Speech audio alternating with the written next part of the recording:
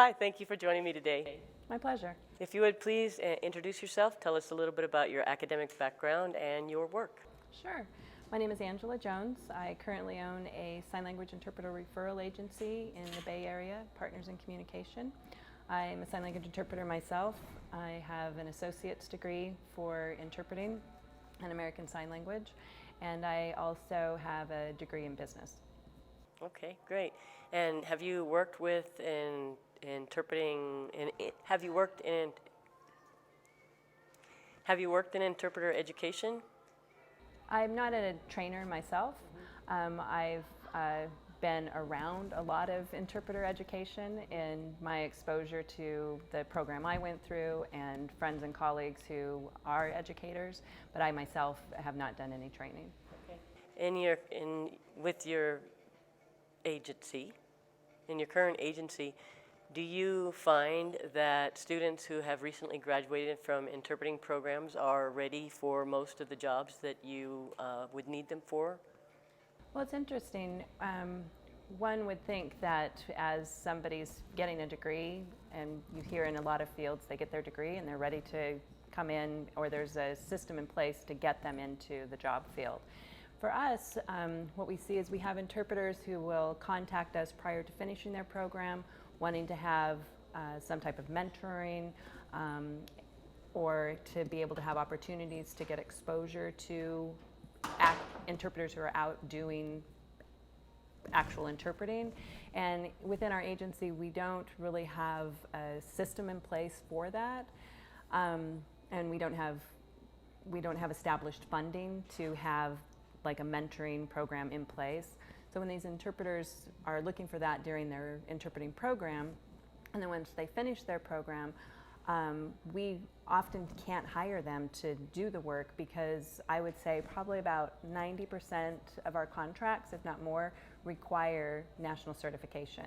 So we have some contracts that will allow for working in like a K through 12 setting.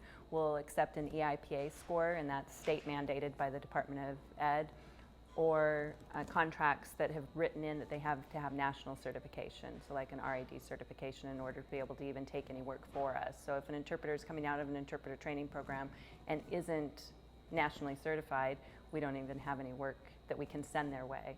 And so we need interpreters, and we have these people who have finished a training program, but they aren't yet able to come and work for us because they don't have that piece. Okay. There was sort of a big door slam at the beginning of what you said that I would kind of ask you to repeat. It was the beginning where you said that often students who are in their training programs are approaching to your agency and asking for mentorship opportunities. Yeah, at our agency, we often get contacted by students who are in their interpreter training program, and their programs may require so many hours to observe active interpreting assignments, or even to have the student have an opportunity to do some interpreting. And those students reach out to us asking us for mentoring opportunities. And as an agency, we don't have a system in place for that. We'll often refer them to individual interpreters who have said they may be interested in having a student accompany them, but we don't have a budget line for that type of support. Like I said, we sometimes make independent referrals to them, but as an agency, we don't have that. And it's an important piece for interpreters as students to obviously get out and let doors slam, and so I can repeat it again. Right, it's okay. I think I got you this time between Okay. both takes of that. Would you say, you said that 90% of your contracts require that interpreters have national certification. Yeah, I would say I don't have the exact statistics, but it's a majority, and I would say probably at least 90% of them. And one of the things that we advertise as an agency is quality assurance, that we have interpreters who have national certification, and then we also offer, we also do independent assessments of those interpreters who want to join us as independent contractors. But yeah, we have a requirement to have the national certification, and so without that, we can't even send any work their way. Okay. how long would you guess that it takes from the time a student graduates from an interpreting program till the time they're ready to pass a national certification exam? I think that really varies. In my own experience, I came into an interpreter training program and I already had some sign language background. And then at the same time, I was working at a school in their deaf and hard of hearing department as an instructional aide. And so I was working with deaf students and deaf instructors, deaf teachers. And so I was able to move through that pretty quickly because I had had the exposure to the language. I was being exposed to the language and using it every day.